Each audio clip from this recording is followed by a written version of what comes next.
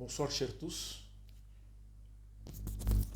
Aujourd'hui, j'ai voulu qu'on échange un peu sur un thème important qui est l'identification des moteurs asynchrones. Parce que, comme vous le savez, à l'industrie, c'est un des équipements les plus utilisés. Si pas l'équipement le plus utilisé, c'est le moteur asynchrone. Donc nous avons à l'industrie le moteur asynchrone et les pompes. C'est vraiment des choses qui sont très consommées. C'est ainsi que tout bon maintenancier, tout celui qui veut bien faire la maintenance, doit avoir des connaissances assez fortes sur les moteurs asynchrones. Parce que au moins une fois, je me souviens, quelqu'un disait, je crois un de mes enseignants, que dans votre vie d'ingénieur, vous venez pas rencontrer tous ces équipements que nous vous apprenons, mais au moins tout ingénieur, tout mécanicien, tout électricien, au moins rencontrera un moteur asynchrone. Au moins. Donc vraiment, sauf si vous choisissez de changer de filière pour aller peut-être faire autre chose. Mais sinon, si vous restez dans le domaine de l'ingénieur, vous rencontrerez au moins un moteur asynchrone. Et quand on est devant un moteur asynchrone, on doit savoir l'identifier parce que finalement, même quand il faudra le protéger, quand il faudra monter une armoire de commande ou tout ce que vous voulez, ou même voilà, faire sa maintenance, il faut bien le connaître, il faut connaître, il faut bien lire, il faut savoir comprendre tout ce qui est écrit dessus. Alors, devant moi, devant nous, nous avons ce qu'on appelle la plaque signalétique. Donc finalement, la plaque qui renseigne toutes les informations importantes pour le moteur asynchrone. Alors ce soir, ou plutôt en ce moment, je vais tenter de partager un peu avec vous quelques informations importantes pour faire une bonne maintenance, pour une bonne maintenance des moteurs. Alors, comme vous voyez déjà, sur la plaque, il y a un élément important déjà qui est renseigné, c'est le fabricant ou la marque. Par exemple, là, c'est un moteur ABB. Je ne vais pas tout prendre. Je prendrai quelques informations importantes. D'autres, pour ceux qui veulent certains détails, on pourra toujours le faire peut-être en aparté ou sur un appel privé ou bien sur une formation parce que déjà je suis en train de préparer une formation sur les démarreurs moyenne tension, principalement démarreurs motopack de Schneider Electric que je viens de commissionner quelque part il y a un mois à peine. Donc, je veux, pour ceux qui ont des moteurs électriques, moins de tension, qui veulent protéger, je voudrais un jour que en fait, je serais ravi de leur faire une formation. Alors, même pour faire cette formation, pour faire tout ça, pour bien programmer les moteurs, pour bien les gérer, pour bien les exploiter, il faut avoir une bonne maîtrise, une bonne connaissance de leur plaque signalétique. Alors déjà, comme j'ai dit, une information, c'est la marque, c'est le fabricant. Il faut connaître qui a fabriqué votre moteur. Alors, par exemple, ici, c'est ABB, comme vous le voyez bien. C'est un moteur, bon, comme j'ai dit, certaines informations, je peux me passer de certaines informations. Alors, ici, vous verrez cette information CLF, ou bien sur d'autres moteurs, on écrira INSCL, en anglais, Insulation euh, Class, ou bien classe d'isolation en français. Donc là, c'est classe. On a écrit classe F. Donc tout moteur, comme vous le savez, un moteur électrique, il est parcouru par un courant et ce courant, par effet Joule, va commencer à le chauffer avec des toujours tout ça. Ce moteur est bobiné, il est verni, ses enroulements sont isolés et cette classe renseigne en fait sa classe d'isolation. Donc, cette classe d'isolation, c'est quoi? C'est la température maximale peuvent supporter ou que peut supporter l'isolation de ce moteur. Ici, nous sommes en classe F. Dans une autre vidéo ou bien dans un cours spécifique, je vous montrerai les différentes températures supportées par différentes classes.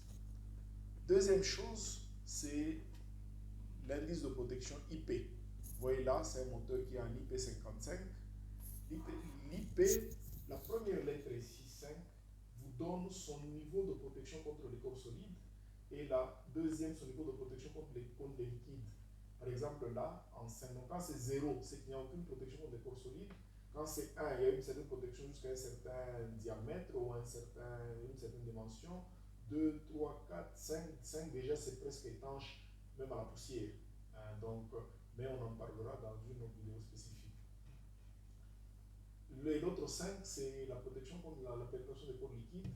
Donc là aussi, ça vous donne, donc ça va de 0 jusqu'à 6. Donc plus on monte, plus le moteur est très protégé. Par exemple, déjà 5, je crois, ça protège même contre les jets d'eau. Donc, mais on en parlera de manière spécifique. Alors, après, il y a les tensions du moteur. Donc, par exemple, c'est un moteur qui peut supporter 690 volts lorsqu'il est couplé en étoile et 400 volts en triangle ou 415 volts en triangle. Parce que, comme vous le savez, certains pays ont une régulation de certains pays, c'est 415 volts, comme en Afrique du Sud, par exemple, je pense. Et chez nous, c'est 400 ou par défaut 380. Donc, on vous dit qu'il supporte cette tension en triangle. Là aussi, il faut faire toujours très attention. Et un petit détail, la petite tension, quand on vous donne deux tensions, retenez que la petite correspondra toujours au couplage triangle et la grande au couplage étoile. C'est plus simple à comprendre pourquoi. Alors regardez, quand on applique la tension, on va appliquer sur deux points, celui-là et celui-là. Mais quand on est interne, on va appliquer sur deux points, celui-là et celui-là. Donc du coup, quand vous appliquez une grande tension en étoile, c'est qu'un enroulement ne va supporter qu'une partie. Donc la tension sur l'étoile de 3. Mais un enroulement triangle supporte le tout. Donc c'est pourquoi en fait la plus petite tension correspondra au triangle. Après, on vous donne la fréquence de fonctionnement qui est 50 Hz. On vous donne sa puissance 22 kW et on donne les RPM, donc les rotations par minute, donc R min, donc c'est un moteur qui tourne à 1475 tours minute. Comme on est en 50 Hz, donc on comprend déjà qu'on peut déjà avoir le nombre de paires de pôles qu'il a. Donc il a deux paires de pôles. Et là, on vous donne le courant qu'il va absorber. Quand il est en étoile, il absorbera 24 ampères. Quand il est en triangle 400 volts, il supportera, ou il absorbera plutôt 41,5 ampères. Et quand il est en 415 volts, il va supporter 40,4 ampères. Ensuite, on donne le cos phi, le facteur de puissance. Quand il est en étoile, vous avez son cos phi, ou en triangle, vous avez son cos phi.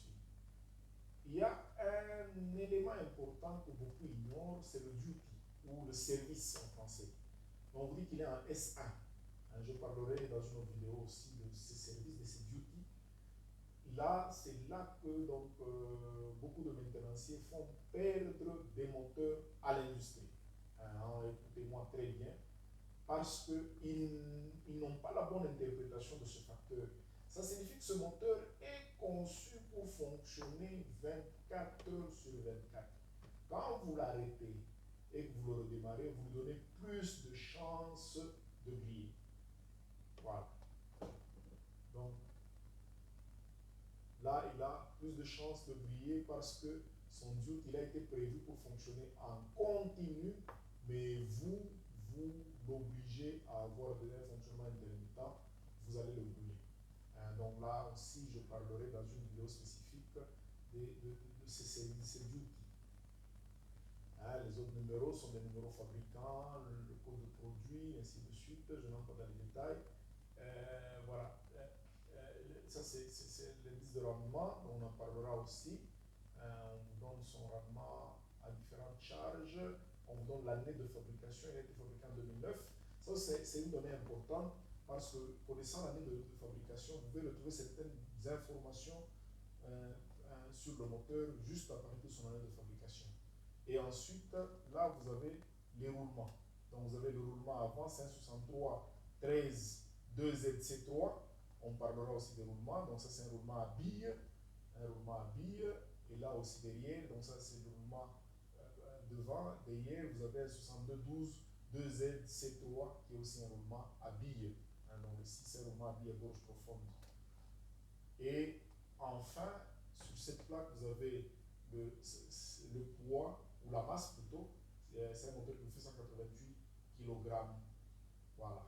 Donc, je vous prie de suivre la vidéo, une autre vidéo où je vais encore parler d'une autre plaque cinétique de notre fabricant. Merci.